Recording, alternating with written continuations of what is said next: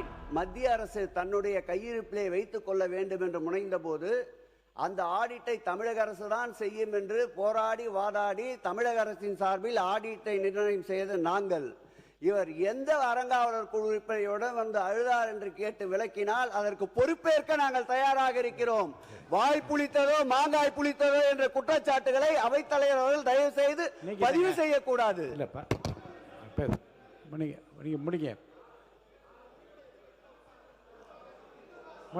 மாண்புமிகு பேரவை தலைவர் அவர்களே, ஒரே ஒரு விஷயத்தை மட்டும் சொல்லிட்டு நான் அறிவிப்பு போயிடுறேன். சிவன் சொத்து கொலநாசம் என்பதை அறிந்தவர்கள் நாங்கள் என்று சொல்றாங்களே, கூடிய சீக்கிரம் நிறைய விஷயங்களை எடுத்து வச்சிருக்கிறோம், ஆதாரத்தோடு நாங்கள் வெளியிடுறோம்.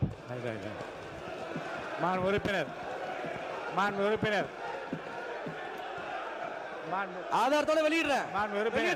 ஆதாரத்தோட வெளியிடுறேன். வாங்க அமைச்சர், ஆதாரங்களை நீங்க வைத்துக் கொண்டிருக்கிற போது நீங்க பேசுங்க. இப்போது வேண்டாம், அவை குழு நீக்கிற தயவுசெய்து பேசி முடிங்க. இந்து சமய அறநிலையத்துறையின் சார்பில் இந்த பட்ஜெட்டுக்கான அறிவிப்புகளை மாண்புமிகு தமிழ்நாடு சிவன் சொத்து குலநாசம் என்பதை நாங்கள் தெளிவாக அறிந்தவர்கள். சிவன் சொத்து குலநாசம் என்பதை நாங்கள் தெளிவாக அறிந்தவர்கள். அவர் சொல்லுவதை போல் இந்த ஆடிட் செய்கின்ற விவகாரம் அந்தந்த துறை சார்ந்த அதிகாரிகளை சார்ந்தது.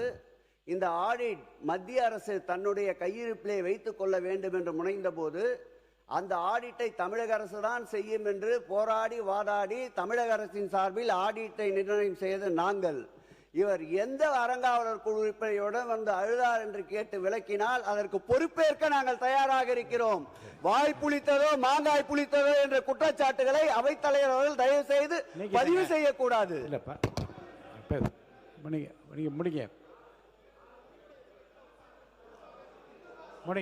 மாண்புமிகு பேரவை தலைவர் அவர்களே, ஒரே ஒரு விஷயத்தை மட்டும் சொல்லிட்டு நான் அறிவிப்பு போயிடுறேன்.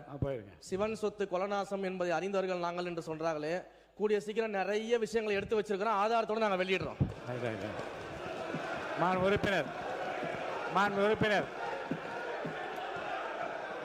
ஆதாரத்தோட வெளியிடுறேன். ஆதாரத்தோட வெளியிடுறேன். வாங்க.